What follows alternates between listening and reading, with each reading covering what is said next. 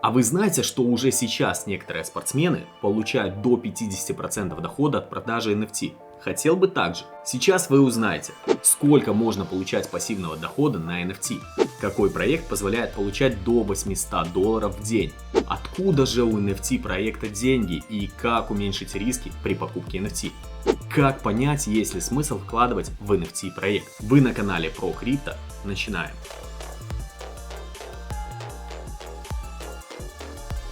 Одним из способов получения дохода от NFT является разделение дохода. На этом уже зарабатывает, например, спортивная организация UFC, спортсмены, которые получают 50% дохода от продажи NFT. Итак, откуда же у NFT проекта деньги? Есть два варианта: либо от прямых продаж на маркетплейсе, либо с помощью роялти. Некоторые проекты разделяют эти доходы между держателями NFT в качестве благодарности за то, что холдят и остаются частью сообщества. Интересно, что такой способ пассивного заработка может немного уменьшать твои риски как инвестора в NFT. Что я имею в виду? То, что со временем, если проект не соскамится, за счет пассивного дохода ты сможешь компенсировать стоимость самого NFT токена. И может быть даже навариться еще и сверху. И это отлично, ведь тогда ты начнешь меньше переживать насчет стоимости NFT, который ты уже купил.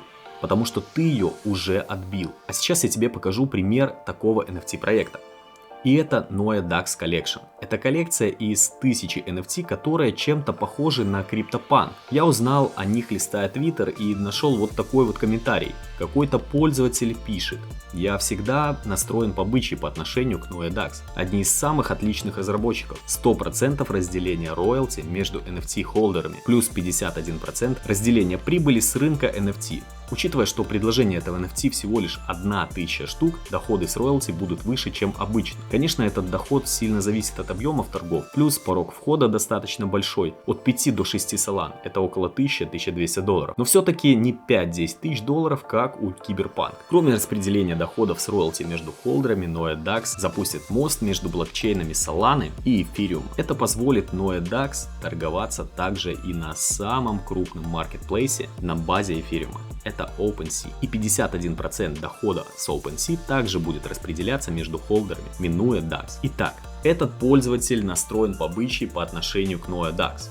Но как же вообще понять, бычий ли проект или нет? Чтобы понять это, необходимо ответить на несколько вопросов. И первый: как обстоят дела у этого проекта с выполнением дедлайнов? Часто ли они не успевали что-либо в срок? Второй вопрос: относится ли команда к обратной связи с аудиторией серьезно? Если да, то как они на это реагируют? И третий, последний вопрос: каково настроение сообщества этого NFT проекта? Счастливы ли они? NFT проекты очень молодая индустрия, и поэтому они могут быть очень волатильными, даже гораздо более волатильными, чем биткоин. Их цена может колебаться от 0,01 эфириума до 100 эфиров. И если что-то в проекте пойдет не так, их ценность может обрушиться очень и очень сильно. Поэтому, если ты собираешься покупать NFT проекты ради пассивного дохода, вдруг тебе очень сильно захочется удостовериться, что ты внимательно изучил NFT проект, в который собираешься инвестировать. Также важно перед этим активно следить за социальными сетями этого проекта, например, за Twitter или Discord. Это поможет тебе понять,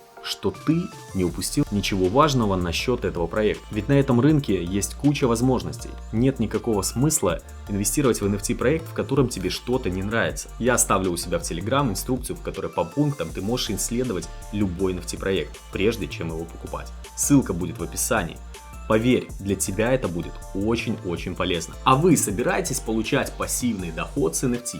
Поделитесь в комментариях, какие NFT приносят вам пассивный доход.